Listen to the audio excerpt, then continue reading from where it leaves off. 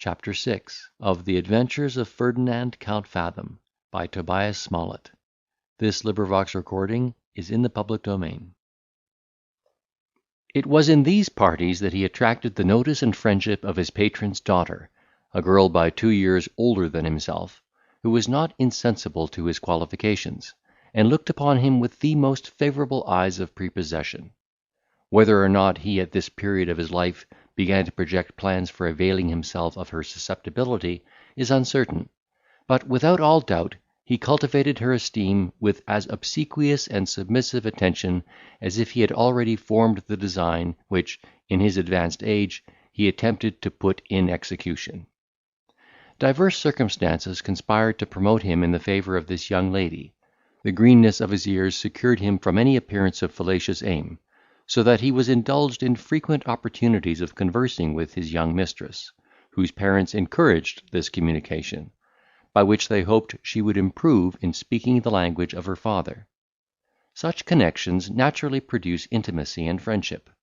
Fathom's person was agreeable, his talents calculated for the meridian of those parties, and his manners so engaging, that there would have been no just subject for wonder, had he made an impression upon the tender, unexperienced heart of Mademoiselle de Melville,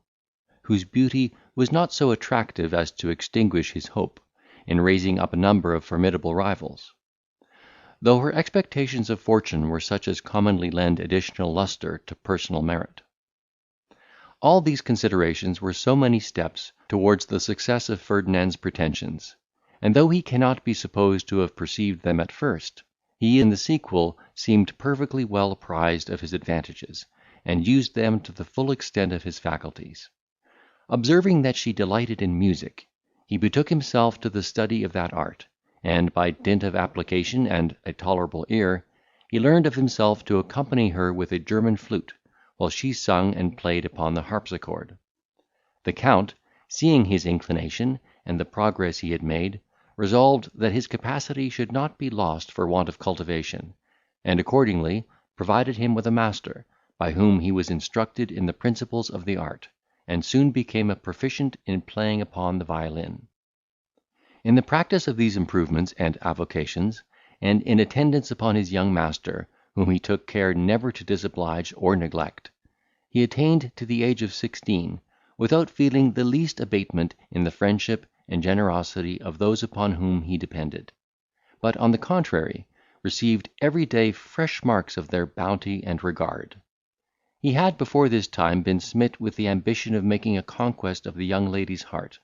and foresaw manifold advantages to himself in becoming son-in-law to Count Melville, who, he never doubted, would soon be reconciled to the match, if once it could be effectuated without his knowledge. Although he thought he had great reason to believe that Mademoiselle looked upon him with an eye of peculiar favour, his disposition was happily tempered with an ingredient of caution, that hindered him from acting with precipitation; and he had discerned in the young lady's deportment certain indications of loftiness and pride, which kept him in the utmost vigilance and circumspection; for he knew that, by a premature declaration, he should run the risk of forfeiting all the advantages he had gained, and blasting those expectations that now blossomed so gaily in his heart. Restricted by these reflections, he acted at a wary distance, and determined to proceed by the method of sap, and summoning all his artifice and attractions to his aid, employed them under the insidious cover of profound respect, in order to undermine those bulwarks of haughtiness or discretion which otherwise might have rendered his approaches to her impracticable. With a view to enhance the value of his company, and sound her sentiments at the same time, he became more reserved than usual, and seldomer engaged in her parties of music and cards. Yet, in the midst of his reserve, he never failed in those demonstrations of reverence and regard, which he knew perfectly well how to express, but devised such excuses for his absence as she could not help admitting. In consequence of this affected shyness, she more than once gently chid him for his neglect and indifference, observing with an ironical air that he was now too much of a man to be entertained with such effeminate diversions. But her reproofs were pronounced with too much ease and good humour to be agreeable to our hero, who desired to see her ruffled and chagrined at his absence, and to hear himself rebuked with an angry affectation of disdain. This effort, therefore, he reinforced with the most captivating carriage he could assume, in those hours which he now so sparingly bestowed upon his mistress. He regaled her with all the entertaining stories he could learn or invent, particularly such as he thought would justify and recommend the levelling power of love, that knows no distinctions of fortune. He sung nothing but tender airs and passionate complaints, composed by desponding or despairing swains;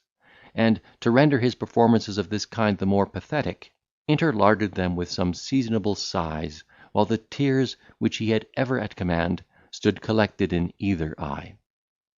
It was impossible for her to overlook such studied emotions. She, in a jocose manner, taxed him with having lost his heart, rallied the excess of his passion, and in a merry strain undertook to be an advocate for his love. Her behaviour was still wide of his wish and expectation. He thought she would, in consequence of her discovery, have betrayed some interested symptom; that her face would have undergone some favourable suffusion; that her tongue would have faltered, her breast heaved, and her whole deportment betokened internal agitation and disorder, in which case he meant to profit by the happy impression, and declare himself, before she could possibly recollect the dictates of her pride.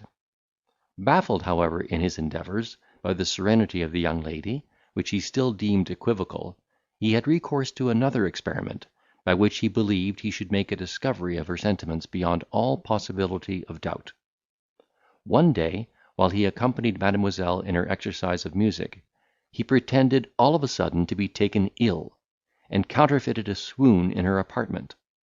Surprised at this accident, she screamed aloud;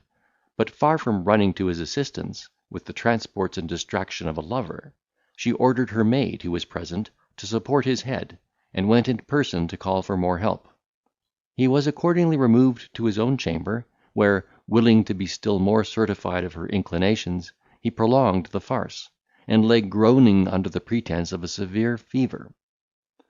The whole family was alarmed upon this occasion, for, as we have already observed, he was a universal favourite. He was immediately visited by the old Count and his lady, who expressed the utmost concern at his distemper, ordered him to be carefully attended, and sent for a physician without loss of time.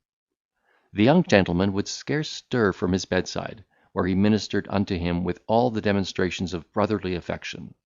and Miss exhorted him to keep up his spirits, with many expressions of unreserved sympathy and regard. Nevertheless, he saw nothing in her behaviour but what might be naturally expected from common friendship, and a compassionate disposition, and was very much mortified at his disappointment. Whether the miscarriage actually affected his constitution, or the doctor happened to be mistaken in his diagnostics, we shall not pretend to determine; but the patient was certainly treated secundum artem, and all his complaints in a little time realised; for the physician, like a true graduate, had an eye to the apothecary in his prescriptions, and such was the concern and scrupulous care with which our hero was attended, that the orders of the faculty were performed with the utmost punctuality. He was blooded, vomited, purged, and blistered, in the usual forms, for the physicians of Hungary are generally as well skilled in the arts of their occupation as any other leeches under the sun; and swallowed a whole dispensary of boluses, draughts, and apposums, by which means he became fairly delirious in 3 days, and so untractable, that he could be no longer managed according to the rule. Otherwise, in all likelihood, the world would never have enjoyed the benefit of these adventures. In short, his constitution, though unable to cope with two such formidable antagonists as the doctor and the disease he had conjured up, was no sooner rid of the one, than it easily got the better of the other; and though Ferdinand, after all, found his grand aim unaccomplished, his malady was productive of a consequence which, though he had not foreseen it, he did not fail to convert to his own use and advantage. Chapter 6.